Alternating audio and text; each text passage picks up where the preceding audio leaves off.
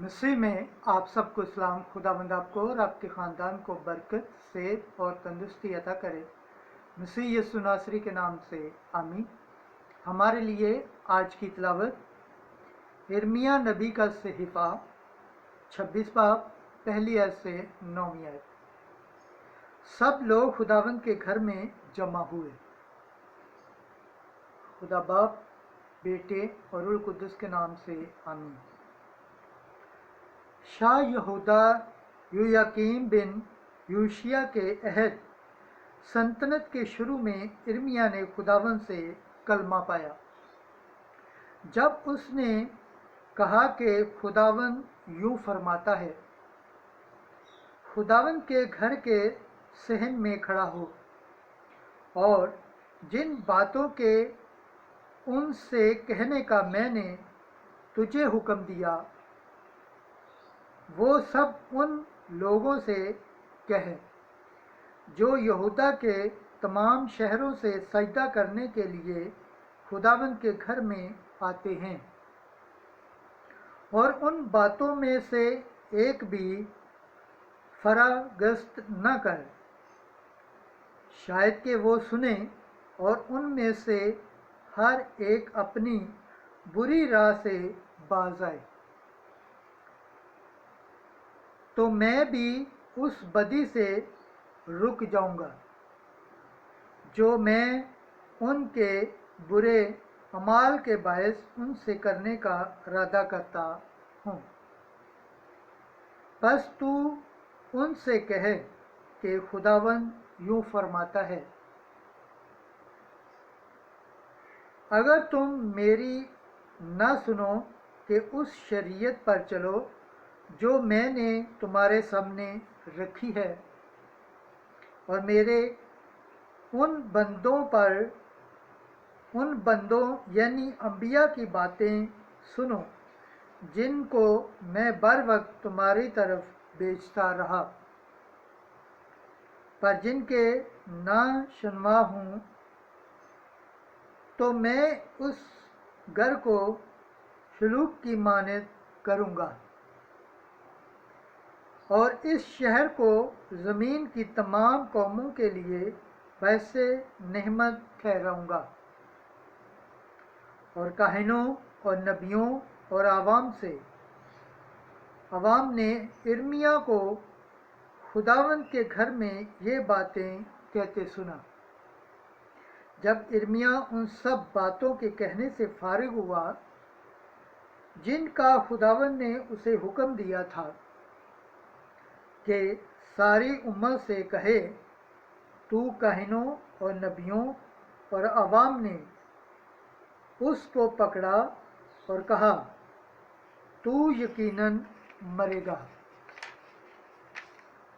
तूने खुदावंद के नाम से क्यों नबूवत करके कहा कि ये घर शनवा की मानद हो जाएगा और ये शहर वीरान किया जाएगा और कि इसमें कोई बसने वाला न होगा। और सब लोग यिर्मयाह की मुखालफत पर खुदावंद के घर में जमा हुए। खुदावंद के पाक कलाम पढ़े और सुने जाने पर खुदावंद की बरकत हो। खुदावंद का शुक्र हो, आमीन। आज का ज़बूर पढ़ा जाएगा। ज़बूर 5वीं आयत, 8वीं से 10वीं और 14वीं आयत। जमायती जवाब। ऐ खुदा, अपनी अजीम शफ़क़त से मेरी सुन। जो बेऐब सबब मुझसे किना रखते हैं वो मेरे सर के बालों से भी ज़्यादा हैं। जो नाहक मेरे मुखालिफ हैं वो मेरी हड्डियों से ज़्यादा ताकतवर हैं। क्या मुझे वो देना पड़ेगा जो मैंने लिया ही नहीं? जमाती जवाब। ऐ खुदावंद, अपनी अजीम शफ़क़त से मेरी सुन, क्योंकि तेरे लिए मैंने मलामत उठाई है। और शर्मिंदगी मेरे मुंह पर छा गई है। मैं अपने भाइयों के नज़दीक बेगाना और अपनी माँ के फर्जंदों के नज़दीक अजनबी बना हूँ, क्योंकि तेरे घर की गैरत मुझे खा गई है और तेरे तानों के लान तान मुझ पर आ पड़े हैं। जमायती जवाब, ऐ खुदा अपनी अजीम शफ़क़त से मेरी सुन। क्या ऐ खुदावंद तुझसे मेरी दुआ है? कबूलियत के वक्त ऐ खुदा तू अपनी अजीम शफ़क़त से और अपनी लगातार मदद के ज़रिए से मेरी सुन। जमायती जवाब, ऐ खुदा अपनी अजीम शफ़क़त से मेरी सुन। खुदावंद के पाक कलाम पढ़े और सुन जाने पर खुदावंद की बरकत हो, खुदावंद का शुक्र हो। आमीन। नाराए हम्द।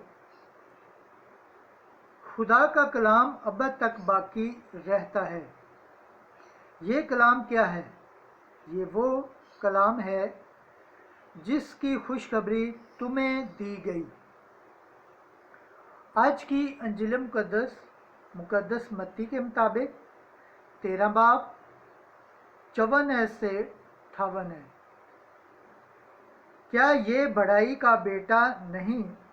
फिर ऐसी हिकमत और मौजज़े इसने कहाँ से पाए? एक दिन यीशु ने अपने वतन में आकर उनके इबादत खाने में उन्हें ऐसी तालीम दी कि वो सब हैरान हुए और कहने लगे कि ऐसी हिकमत और मौजज़े उसने कहाँ से पाए? क्या ये बढ़ाई का बेटा नहीं? और उसकी माँ का नाम मरियम और इसके भाई याकूब और यूसुफ और शमौन और यहूदा नहीं? और क्या इसकी सब बहनें हमारे यहाँ नहीं? फिर ये सब कुछ इसने कहाँ से पाया? और उन्होंने इसके सबब से ठोकर खाई। इसलिए